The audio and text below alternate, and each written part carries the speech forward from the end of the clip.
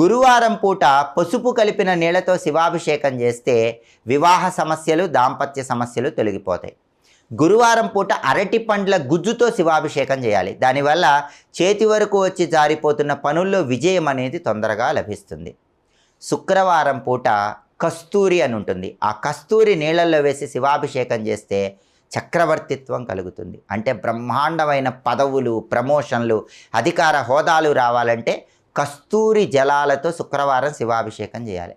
బ్రహ్మాండమైన సౌందర్యం రావాలంటే, మంచి అందం రావాలంటే, అద్భుతమైన సౌందర్యాన్ని పెంచుకోవాలంటే కుంకుమ పువ్వు కలిపిన నీళ్లతో కానీ, కుంకుమ పువ్వు కలిపిన పాలతో కానీ శుక్రవారం శివలింగానికి అభిషేకం చేయాలి.